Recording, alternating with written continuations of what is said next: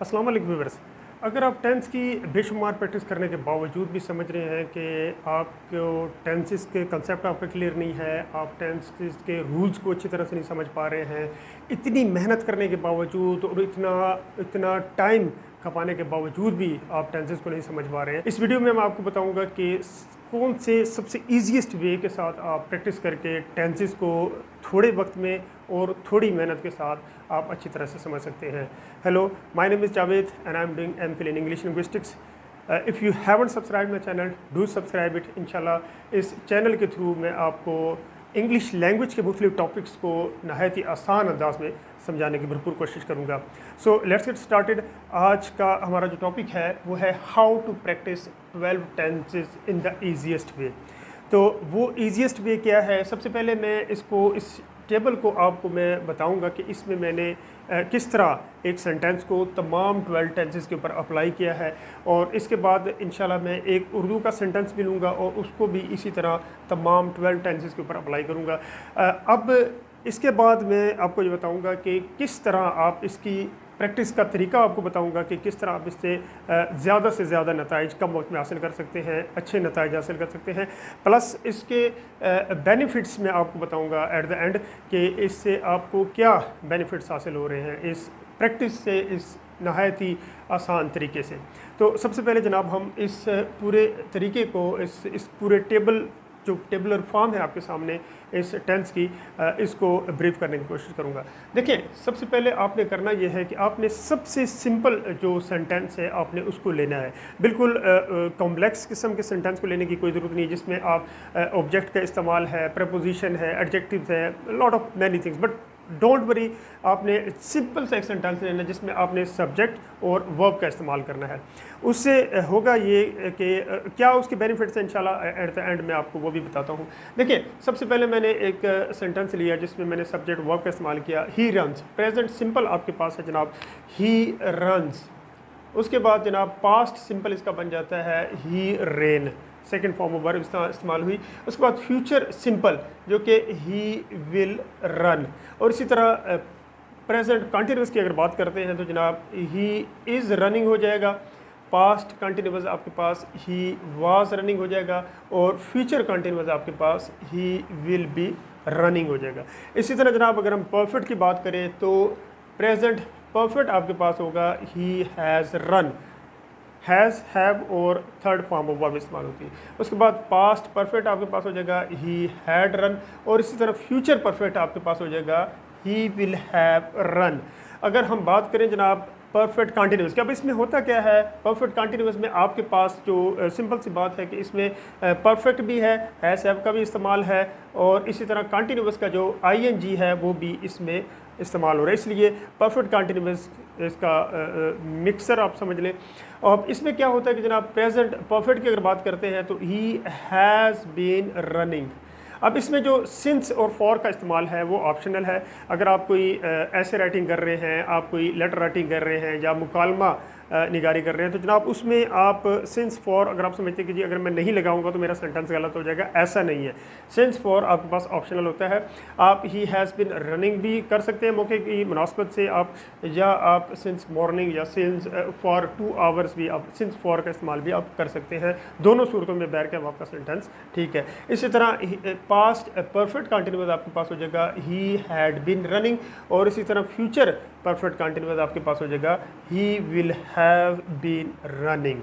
तो जनाब ये एक सिंपल सा एक स्ट्रक्चर है जिसमें आप एक सिंपल सा सेंटेंस लेते हैं और उसको 12 टेंसेस के ऊपर अप्लाई कर देते हैं। अब ज़रा एक उर्दू का सेंटेंस भी हम लेते हैं और उसको 12 टेंसेस पर अप्लाई करते हैं। प्रेजेंट सिंपल वो दौड़ता है, यहाँ से आपको पता चल रहा होता है ता है कि ये प्रेजेंट सिंपल है। उसके बाद पास्ट सिंपल वो दौड़ा या वो दौड़ा था, एक ही बात है। फ्यूचर सिंपल वो दौड़ेगा, और इसी तरह प्रेजेंट कंटिन्यूस की तरफ अगर हम आते हैं तो वो दौड़ रहा है, और इसी तरह पास्ट कंटिन्यूस वो दौड़ रहा था, फ्यूचर कंटिन्यूस वो दौड़ रहा होगा। इसी तरह प्रेजेंट परफेक्ट की अगर बात करें वो दौड़ चुका है, इसी तरह पास्ट परफेक्ट वो दौड़ चुका था, फ्यूचर परफेक्ट वो दौड़ चुका होगा, और इसी तरह प्रेजेंट परफेक्ट कंटिन्यूअस कि वो, अब इसमें दो सूरतों में सेंटेंस हम बनाते हैं। अगर तो इसमें सिंस फॉर का इस्तेमाल नहीं है कि टाइम नहीं दिया गया कि कब से वो दौड़ रहा है, तो हम लिखेंगे वो दौड़ता रहा है। वो अगर पास्ट परफेक्ट कंटिन्यूअस कहेंगे तो वो दौड़ता रहा था, और इस तरह फ्यूचर परफेक्ट कंटिन्यूअस वो दौड़ता रहा होगा। लेकिन अगर आपके पास टाइम पीरियड दिया गया है कि वो कब से दौड़ रहा है, सिंस फॉर आपके पास है, तो फिर आपने बनाना है वो, अगर प्रेजेंट परफेक्ट कंटिन्यूअस की बात करें तो वो सुबह से दौड़ रहा है। अब इसमें आपने थोड़ा सा फ़र्क देखा होगा कि इसमें दौड़ता रहा है, दौड़ रहा है। अगर आपके पास सिंस फॉर का इस्तेमाल है, टाइम पीरियड दिया गया है, तो आपने सिंपल सा बनाना है इसको, वो सुबह से दौड़ रहा है। अगर इसमें सुबह से को मैं स्किप कर देता हूँ, निकाल दूँ, तो ये है वो दौड़ रहा है, यानी कि वही आपके पास प्रेजेंट कंटिन्यूअस, यानी जो कंटिन्यूअस के सेंटेंसेस हैं, वो दौड़ रहा था, वो दौड़ रहा होगा, वो दौड़ रहा होगा। तो इस तरह से जनाब, अगर तो टाइम पीरियड नहीं दिया, सिंस फॉर का इस्तेमाल नहीं है, तो आपने ता रहा है, ता रहा था, ता रहा होगा, यानी वो दौड़ता रहा है, वो दौड़ता रहा था, वो दौड़ता रहा होगा। और अगर टाइम पीरियड है तो सिंपली आपने इस तरह से इसको बना देना है कि अगर आपको उर्दू में सेंटेंस दिया गया और उसको आपने ट्रांसलेट करना है इनटू इंग्लिश, तो अगर ये चार्ट अगर आप लेकर करते हैं, एक सेंटेंस लेकर और उसको डेली बेसिस पे आप प्रैक्टिस करते हैं, उसको तमाम 12 टेंसेस पर अप्लाई करते हैं, तो आपकी उर्दू की जो आइडेंटिफिकेशन होगी, उर्दू की जो पहचान होगी टेंसेस की, इंग्लिश की तरह वो भी बेहतरीन हो जाएगी और आपको ट्रांसलेशन करने में बहुत आसानी होगी। अब ज़रा बात कर लेते हैं कि जनाब इसकी हाउ टू प्रैक्टिस इट, कि इसको आपने किस तरह आसान तरीके से प्रैक्टिस करना है। वो कौन सी टिप्स एंड ट्रिक्स मैं आपको शेयर करूंगा आपके साथ, कि इन टिप्स को अप्लाई करते हुए आप इस जो टेबुलर फॉर्म है, जो आपको मैंने एक सिंपलेस्ट फॉर्म दिखाया है कि एक सेंटेंस आप लेते हैं और उसको तमाम टेंसेस पे अप्लाई कर देते हैं, किस तरह इससे आप फ्रूटफुल रिजल्ट्स कम वक्त में और थोड़ी मेहनत के साथ हासिल कर सकते हैं। तो जनाब, टेक सिंपल सेंटेंसेस, सबसे पहले जो है इसका असूल है आसान, इसका ये है कि एक सब्जेक्ट ले और सबसे सिंपल सा वर्ब ले और उसको तमाम टेंसेस अप्लाई कर दें।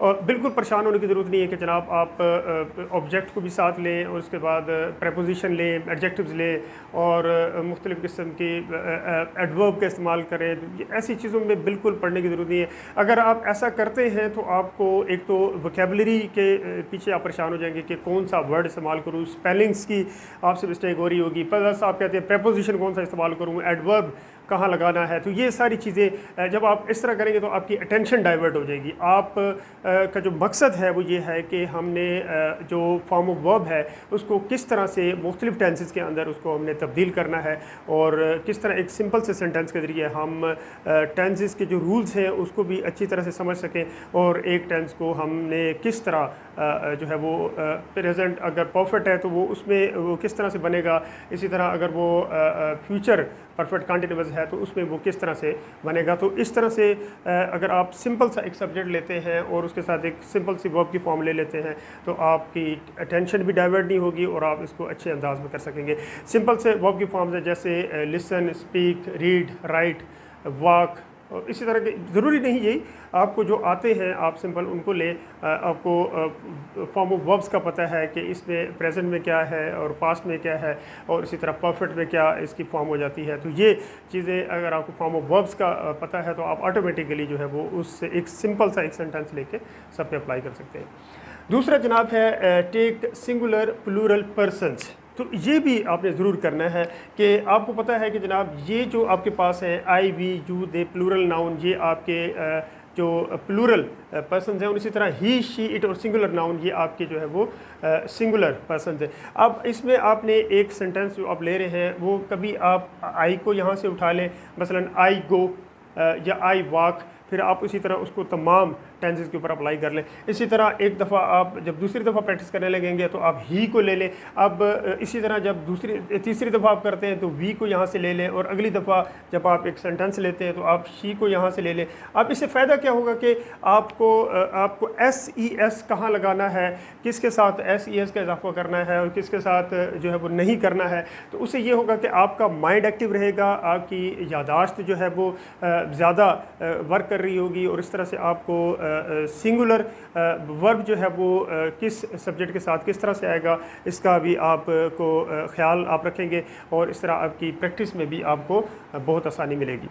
तीसरा नंबर पे जनाब, paste it on the wall, कि इस चार्ट को जो आप एक सिंपल सी आप प्रैक्टिस करते हैं, आप उसको ब्लू इंक से करते हैं, ब्लैक इंक से प्रैक्टिस करते हैं, लेकिन आप जब इसको चेक आउट करते हैं तो आप इसको रेड इंक से करें, ताकि आपकी गलतियों का भी आपको पता चल सके, और जब आप नेक्स्ट टाइम जब दोबारा से प्रैक्टिस करते हैं तो आप इन गलतियों को सॉर्ट आउट कर लेते हैं। तो इस चार्ट को अगर तो आपके पास वाइट बोर्ड है, वेल एंड गुड, अगर नहीं है तो नो प्रॉब्लम, एक वाइट पेपर पर इसको आप प्रिंटेड फॉर्म में भी ले सकते हैं, या हाथ से लिखकर भी इस चार्ट को बनाकर आपकी जो मिस्टेक्स हैं उनको भी अगर आप उसको भी वॉल पे लगा देते हैं, या सिंपल आप एक सेंटेंस लेके 12 पे अप्लाई करके आप उसको वॉल पे लगा दें, अपने सामने किसी दीवार पे लगा दें। फ्रीक्वेंटली जिस जगह जिस प्लेस के पर आपका आना जाना है, उससे ये होगा कि जब भी आप उस चार्ट पर आप नज़र डालेंगे तो आपकी यादाश्त भी काम करती रहेगी, आपको वो मेमोरी आपको याद रहेंगे सेंटेंसेस, आपको रूल्स उनके ऑटोमेटिकली आपको याद दहानी होती रहेगी।